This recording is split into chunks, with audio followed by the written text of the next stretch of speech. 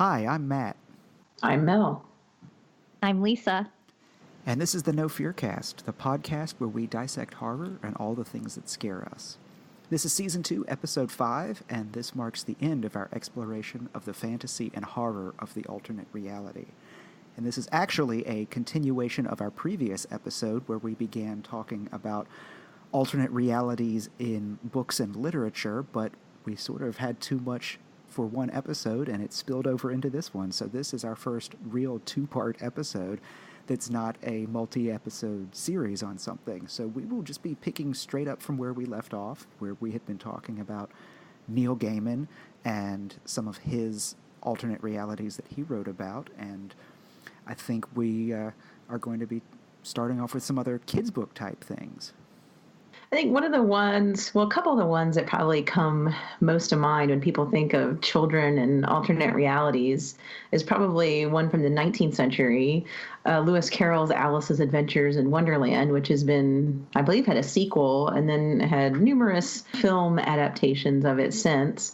And then, of course, C.S. Lewis's series that he wrote in the 1950s with the children basically first going through a wardrobe to get to this other world, Narnia, and after that finding portals in various other places. It seems like to me, and I think we talked about this in our intro episode to alternate realities, but it seems like there's some kind of special connection in our minds between children and alternate realities. And I don't know if it's because, as I think we might have mentioned at one point, kids just seem more closer to and accepting of fantasy worlds, or if it maybe shows us the danger that, kids can experience, but in a more imaginative way than pure realism. But it seems like, to me at least, thinking about children and alternate realities is kind of like you have one of two options. One is, a child stumbles upon an alternate reality in the course of their normal day.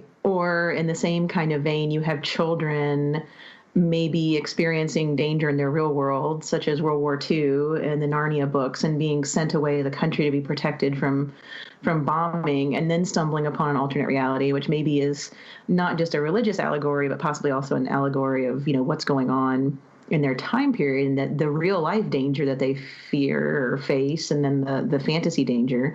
But then it seems like, at least in the past, decade, 20 years, maybe more, that there's a lot of orphans that fall into alternate realities. I was thinking in the past week about, the Harry Potter books, where you have Harry Potter kind of finding himself through an alternate reality that he belonged in the whole time. He actually doesn't really belong in our quote unquote real world where the Muggles are, but he's lost his parents and he's trying to find his identity, and he's facing the evil in a lot of ways on his own. I don't know what that says about us as a culture, but it seems more to me that there are more kids without parents venturing into these alternate realities now than there used to be. Mel, mentioning that, I've often kind of wondered about that myself. And it's not just these children's fantasy books, but, Disney movies loves to do this, where the death of a parent will be a major plot point in the storyline, or you just have to have, like you said, an orphan character, because even in other alternate realities that we were kind of going through for this episode, even like, the Wizard of Oz, she's living with her aunt and uncle, not her parents, Dorothy.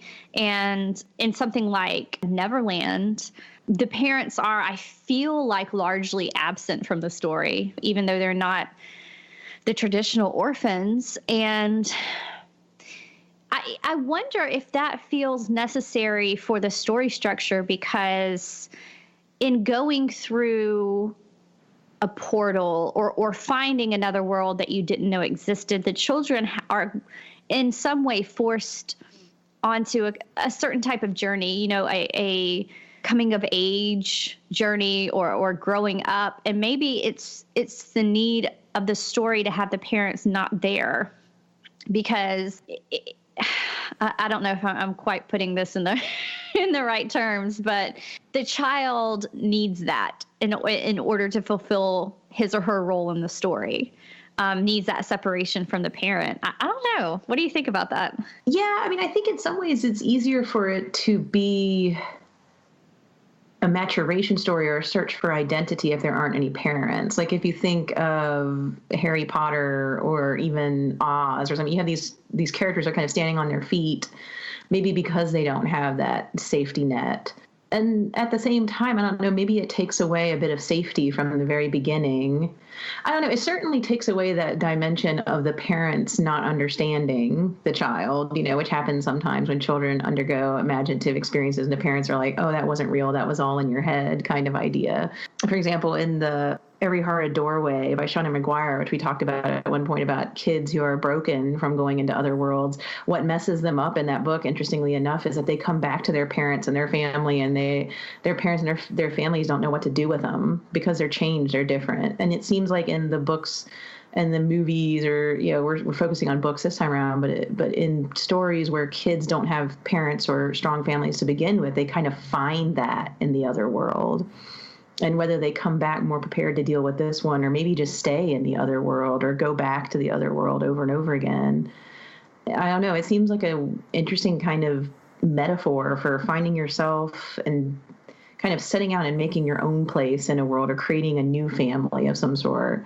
It's kind of interesting to me when I'm thinking about it now that you've got to get rid of the real world in order to do that,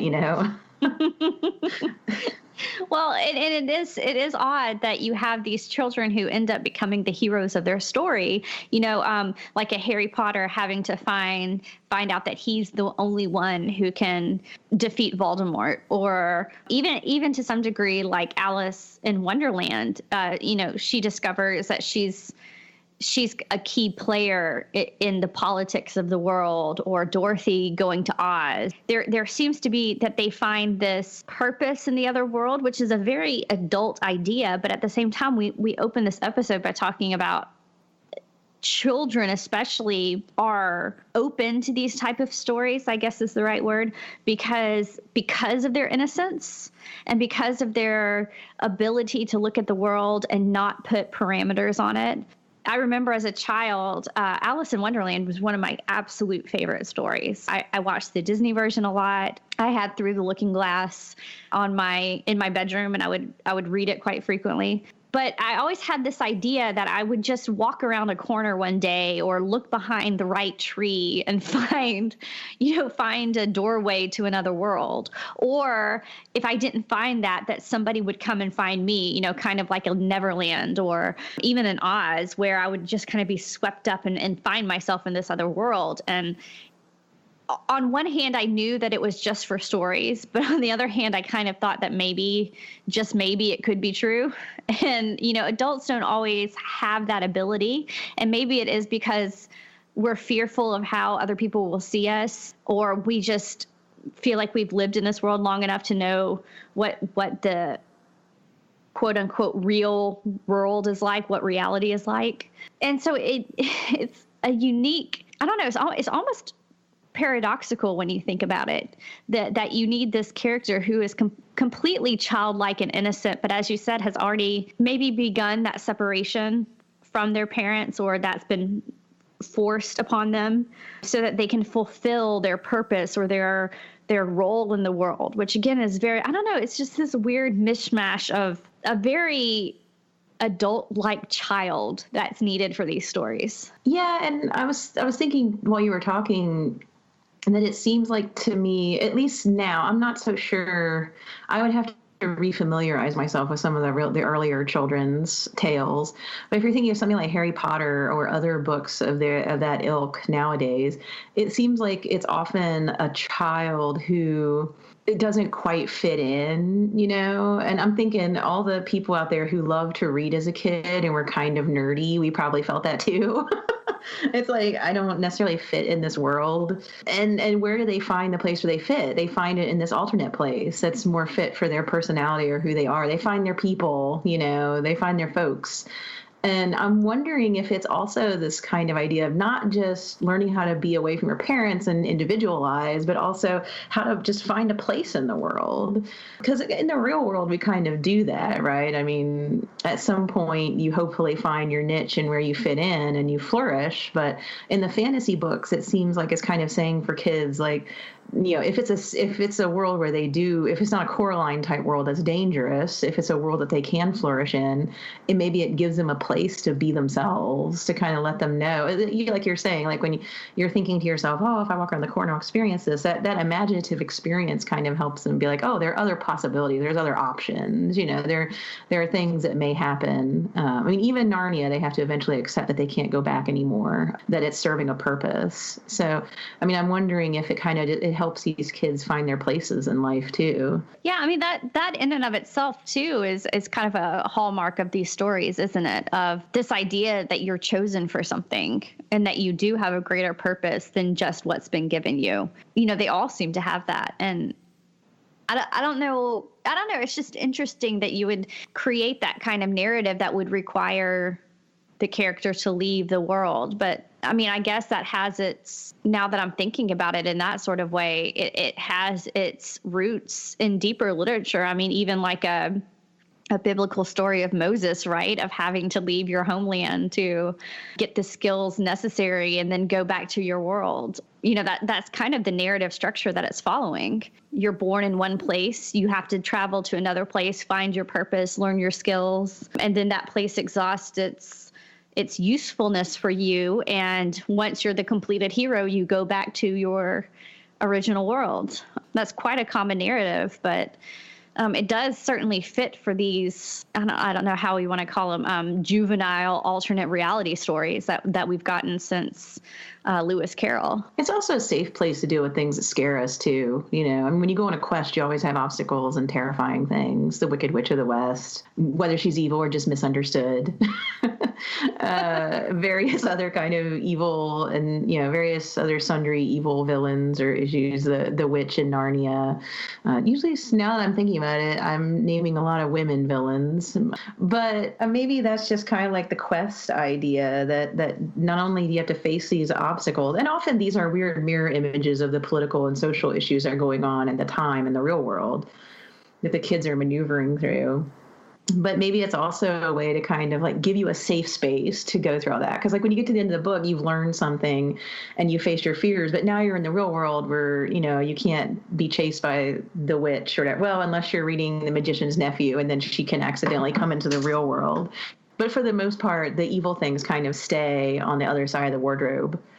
There are evil things in the real world, but the child protagonist has kind of worked their way through these sorts of evils in the imaginative world before they return, if they return. So maybe it's kind of a quest-like safe space to try out these sorts of ideas and learn. I don't know. This is probably getting too like out there or whatever, but learning about friendship or conflict resolution or learning about yourself and what your skills are. I don't know, maybe it's more about kind of going inside yourself and discovering something about yourself than it is necessarily like the world itself, the alternate reality world. Well, sure. I mean, it's the classic hero's journey, right? The hero has to discover who he really is or who she really is and discover that the power was within him or herself the whole time. And, you know, once they do that, then they can conquer, whether it's the, you know, I don't want to call it imaginary, but the evil of the alternate reality, or coming back to the real evils that are present in the real world. That is kind of what they have to discover before they can fulfill that role. They have to do that inner work. Yeah, Dorothy had the power to go home the whole time, and it was just that Glinda that neglected to tell her that for like an hour and 30 minutes. So, which always bugged me about that story. Me too. It's basically like those stories where you have time travel or something. At the end, it's like they were asleep the whole time, or it was all a dream. I'm like, no. There had to have been a point for all of this. You mean she could have gone home the whole time? Come on. Like, note to self, as soon as you end up in alternate reality you don't want to be in, just start clicking your heels and doing anything you possibly can think of to get back, because they're not going to tell you until you've done whatever they want you to do. That's That's the lesson of that story.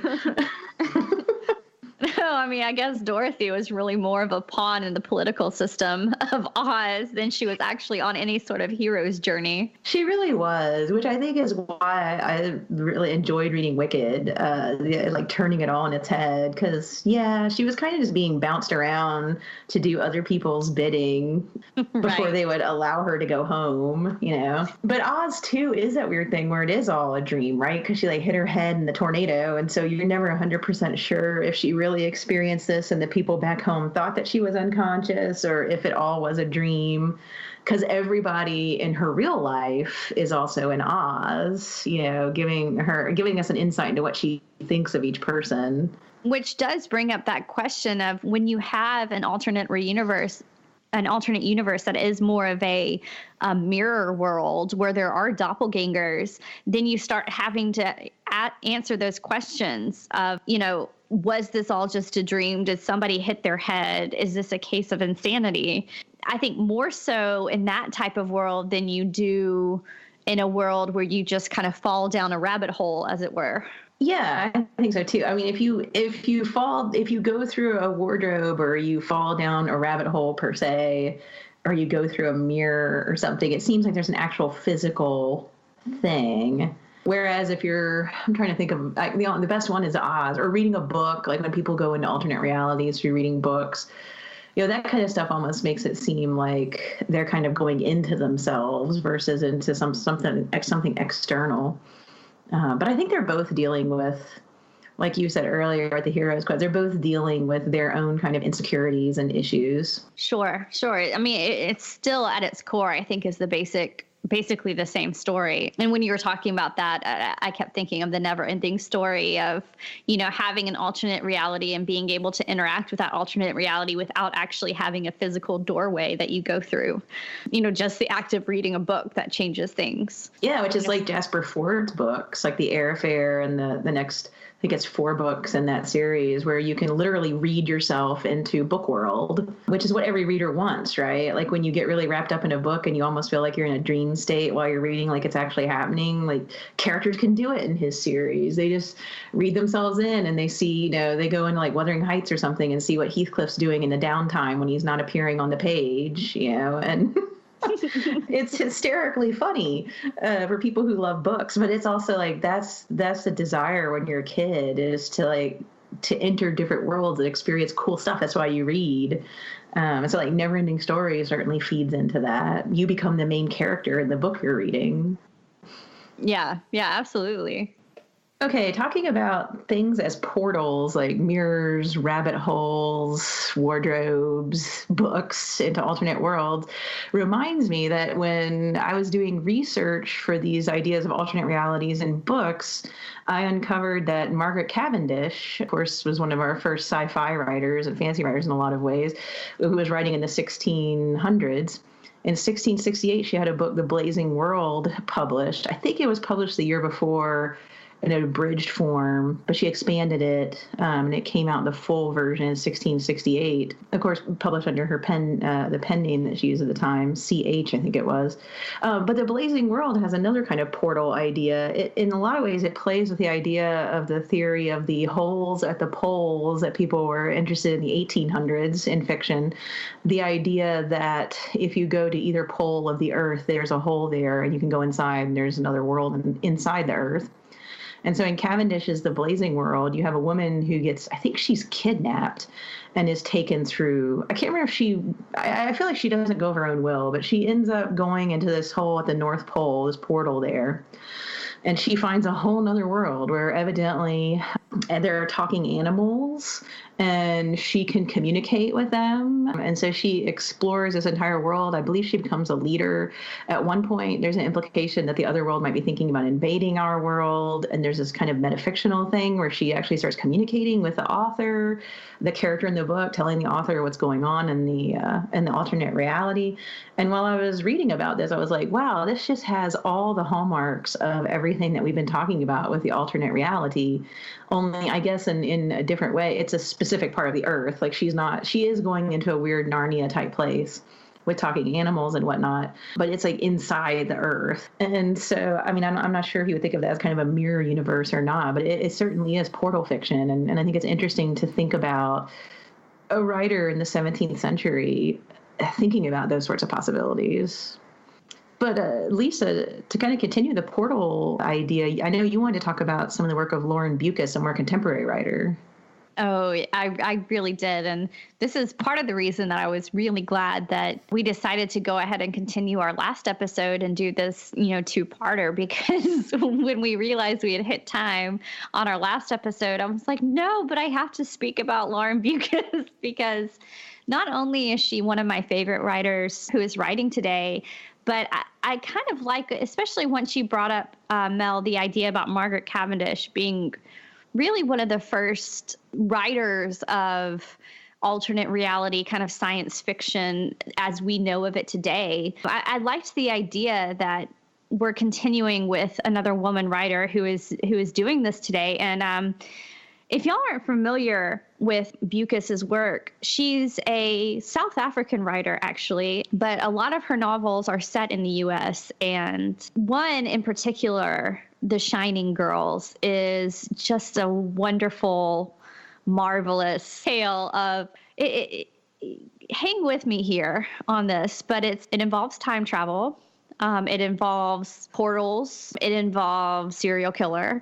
It involves, as the title suggests, shining girls, who she kind of uses the term shining in the same way that like Stephen King does in some of his works. This idea that there's something a little bit different about these girls, and the serial killer ends up targeting these girls who he calls the shining girls, and they interact with the world in a little bit of a different way than everybody else, and I think that's what attracts him to these girls. But this story, it's violent and disturbing and gory. She can write gore better than just about anybody I've read. So if you enjoy that, just know that that's in there. But the basic story is that there is a house in Chicago, and when you walk into it, you can walk into essentially different worlds, and it does become a little bit of a time travel. But the reason it fits into this portal idea is that the house itself seems to exist outside of time. It's not just a doorway; it's kind of its own place outside of our timeline and outside of our world. And she just manages to build this wonderfully disturbing cat and mouse game between a serial killer and his victims. And I'll just leave that there for you guys because she kind of throws it all in there, but it works so well. And in the same way, the book that came after that is a book called Broken Monsters that she wrote that I think is set in Detroit. And it involves, again, a killer, kind of a serial killer, who's killing in wonderfully graphic and disturbing ways. And this time it's a cop and killer chase. But I can't tell you much about the portal in that one because it may spoil a few things. But there are places around Detroit, I guess, at least in Bucas's world, where things can cross over that we may not want crossing over. And that's what I'm really liking about authors that are writing right now, these alternate reality stories. Because Mel, as you alluded to earlier, it's not just, I guess in the older stories, the evil stayed in their own world for the most part. But in these stories, it's not just the other world where the evil can stay, but it can cross over. If we can cross into their world, it can cross into ours. And that makes for some really interesting fiction. So yeah, I kind of wanted to plug her because I feel like she's not getting the readership that she deserves. So I'm really hoping that all of you listeners out there, that will at least be your takeaway, is to go look up Lauren Bucas. Her last name is Beukes. And I highly, highly recommend her. I can't wait to read what else she comes up with. So Lauren Bucas is doing some really interesting things with portals, and she hasn't really gotten into what's on the other side of the portals or if there's multiple universes, because we just kind of get glimpses in her books. I'm curious to see what else she'll come up with. But one writer today that I'm really interested, I don't know, to hear you guys, what your thoughts are on this, but Jeff Vandermeer writing his Southern Reach trilogy, which we did talk about at the beginning of our first part a little bit, but he's got his 3 books in that trilogy: Annihilation, Authority, and Acceptance. And of course, Annihilation is being made into a movie, which I'm wildly excited about, because the trailer and the casting and everything I've seen on it just looks like it's going to be spectacular. But he's telling essentially a portal story. It's certainly a type of alternate reality, but what he's done is something that's so completely unique. And I don't know, I'm really excited to talk about it. So Matt, you've read the first book, right? Yes, just the first one. I have not read the other 2, so please avoid spoilers for me. All right, so I'm letting you guys know right now I will not talk about the last 2 books, Authority and Acceptance. We're going to leave that off for now. And we'll try not to spoil anything in Annihilation either, although I really don't think we could, because we could tell you the whole concept and plot, and it would not do it justice. You probably also wouldn't believe us, because it's a odd book. Really, really good. I really enjoyed it, but yeah, it's hard to explain. It is, and I think it's going to be visually stunning as a movie. Yes, I think so too. I think visually it's going to be, yeah. So I'll give y'all, for those of you who are not familiar with Vandermeer's trilogy, I'll just give you the basic premise. It takes place in, well, Area X is what we know, is what it's called. And it's some part of, from context clues, I'll say it's probably the southern U.S., although it could be Central America, South America. It has Area X has kind of a tropical feel to it. And basically what it is it's this place that has been taken over by nature. It seems to be a pristine nature. There are no people living in this area anymore. And there is some sort of almost like a force field surrounding it. That's the best way I can think to describe it. There's a long sequence explaining how you kind of get in and out of there. And it's about explorers going into this Area X and trying to figure out what this new place is, essentially. It's coastal. There's a lighthouse. There's also, and this is going to sound very odd, but it's like an inverted tower that they go and explore that seems to be living and breathing. The whole area, when I say nature has overtaken it, it's almost like everything is part of one now living organism, is the best way I can explain it. And I know I'm not making any sense to any of you who have not yet read Southern Reach, but it is completely out of this world, and it's like nothing I can compare it to. I don't know, Matt, I'm probably doing a very bad job at explaining what Area X is. So I don't know, you want to take a stab at it? I don't know that I could explain it any better than you just did, to be honest. It's it's deliberately vague. Especially the first book, which, as I said earlier, is the only one of the 3 that I've read so far. I do intend to read the other 2. I just have not gotten there yet. So please don't take my lack of having finished the trilogy as anything less than an endorsement, because I really did like the first book. But yeah, it's vague, and it's so hard to describe. Like you said, we could describe the entire plot of this thing, and if you haven't read it, you still probably would not really understand what we're talking about. And that's kind of, I think, the problem that we're butting up against right now, and especially that idea of the inverted tower. Like, no, it's not a cave. It is a tower. It just goes into the ground, and it makes sense when you read it, though. It really does. You know, the best way I can think to describe it is that Vandermeer has almost written a space exploration story that takes place on Earth.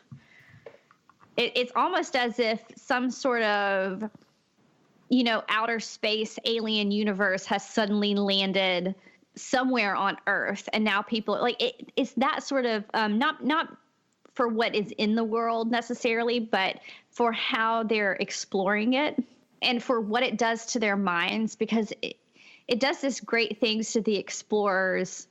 The world gets in their head in a way that sort of reminds me, and this again is going to make no sense, but sort of reminds me of like an Event Horizon storyline almost, just in the way it kind of messes with their perception of what's happening.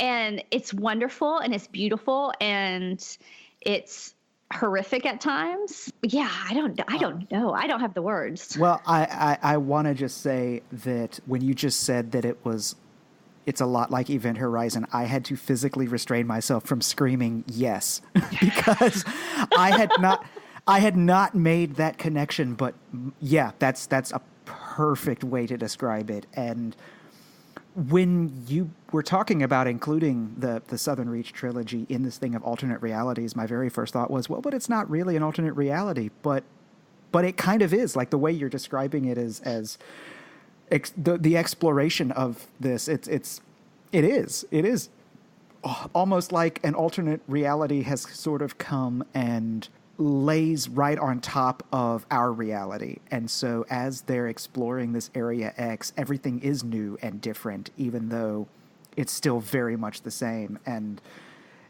yeah, the way that it does get into their heads and sort of, it makes you question how much you can believe too. I mean, it's a very unreliable narrator, and it's sort of how much can we trust this narrator explaining and describing what they've seen.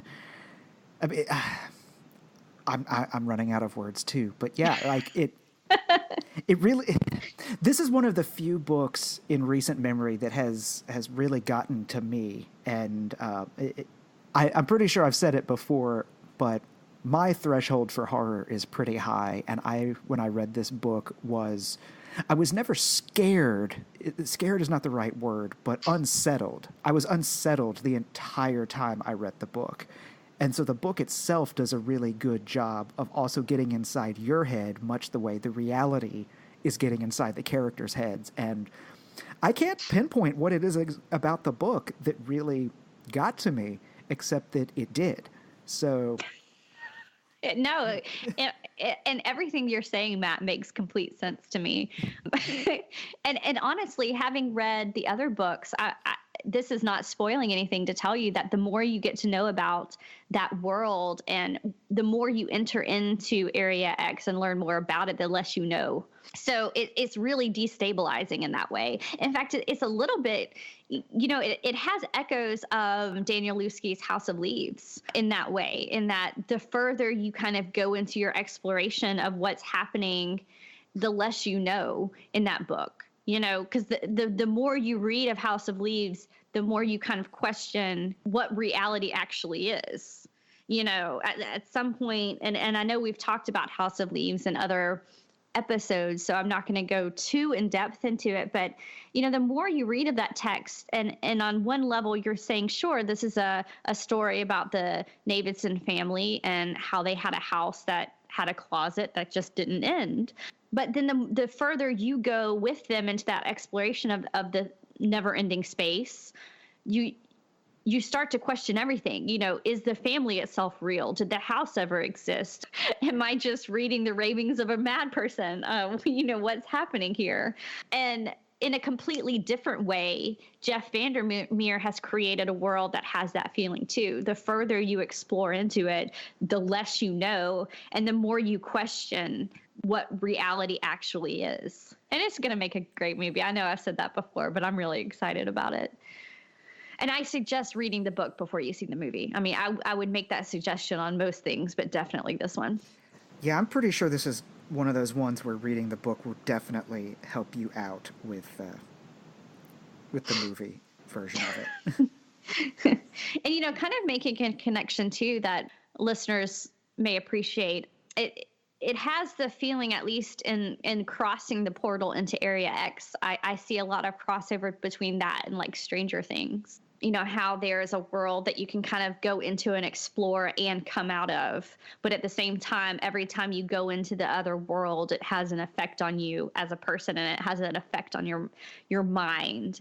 and your body. Area X in the Southern Reach trilogy seems to have those same kind of operating principles, even though to me, Area X is so much more interesting, maybe the wrong word, but so much more vast, and there's so much more possibilities with Area X because it's not just, as you said, it's not just an alternate reality. It's something completely different in addition to being an alternate reality. And that may not even be the right word. I don't know. A portal world is the best thing I can think to describe it. But that's another one that I highly recommend, along with Lauren Bukas's work, if you're looking for something a little bit more modern and contemporary than some of the things we've talked about in this episode. I was thinking when you were talking about Stranger Things going into the Upside Down and being affected, and Annihilation, going into Area X and being affected. The same thing kind of happens in House of Leaves, really, right? Because, you follow the group of explorers that go down the hallway, and they definitely start to be affected. It's unclear as to whether they're affected by just the horror of a space that shouldn't be there, or if it's actually affecting them in some way. So, that's part of that unknown or that puzzle. If you see something you shouldn't see or you can't comprehend, what does it do to you, mentally and or physically? Well, and I think that's something that's interesting, because when we're talking about this, especially in comparison to what we led off this episode with, which was talking about children entering into these alternate realities, children's minds are much more open. And I think when you have these stories where adults are the explorers going in, it does mess with your mind, because we have these preset notions of what the world is and what reality is and how things work. And whereas a child, I think, is much more fluid in their understanding, and they're much more open to, sure, this can happen, why not? When it happens to an adult, when you walk through a door and you're suddenly somewhere different, or you go into a tower that's buried in the ground and you touch the walls and realize that they're breathing. Which that's just a little detail from the Southern Reach trilogy. But when those things start happening, your brain is telling you this isn't how the world works. And so there has to be some sort of break in how we perceive the world.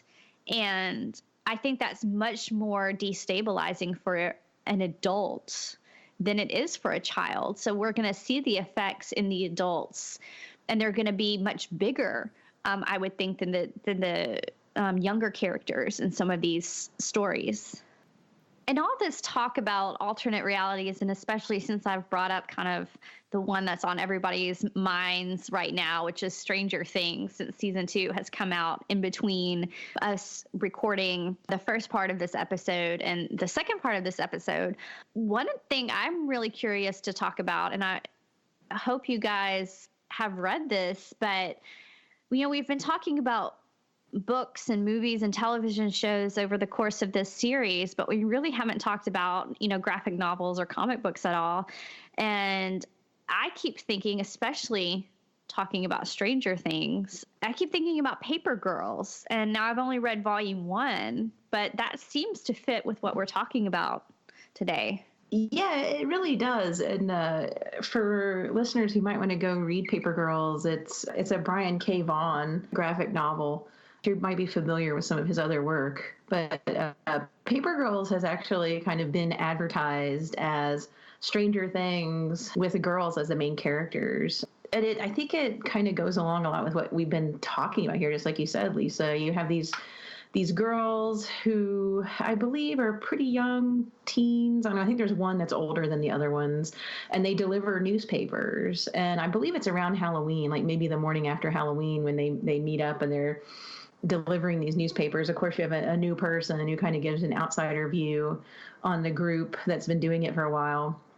And I think later in the series, they kind of call this night Hell Night, but basically there appears to be some sort of invasion, like portals open up in the sky, and people who don't really speak language that the girls understand kind of come through these portals. And there's a lot of violence, and it's unclear why. And the girls are trying to find their parents or any adult authority figure that can explain to them what's going on. And there's a lot of confusion. And so, it is very much kind of a Stranger Things type idea with children being faced by something that is way bigger than you would normally think a child could maybe handle, and possibly being changed by it. I've gotten into volume 2, but I don't want to give any spoilers as to what happens for people who haven't read it yet or have only read volume 1.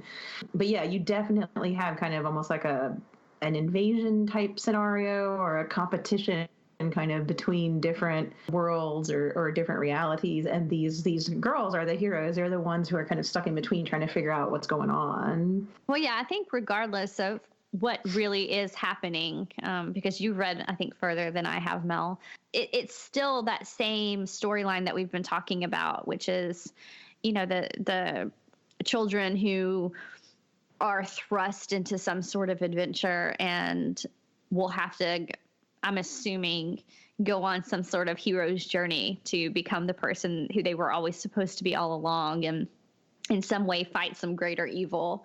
But it does, I think one thing that we can say about all of these stories is that, and this is kind of the way we started this episode series, in talking about how just the idea of an alternate reality itself is kind of a slippery concept.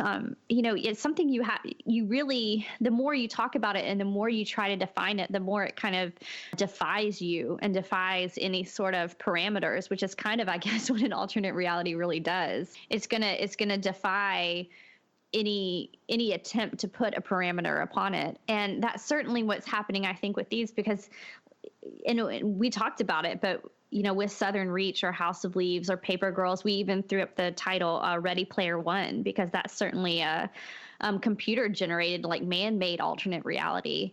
But I think these stories, they're still essentially the same type of story that we've been seeing, even though the concept of the portal is changing, and the concept of what the alternate universe is changing a bit. So I don't know. I'm really interested to see what new things writers come up with. I don't know.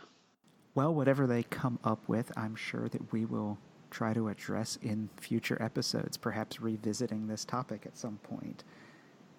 Do either of you have anything else to add about alternate realities in books? I know we haven't exhausted the topic, but we have exhausted our time. I just really want you guys to finish the Southern Reach trilogy so we can talk about it. But fair enough. Well, I guess that's probably a good point to end the episode. We will see you again in 2 weeks. Thanks for listening.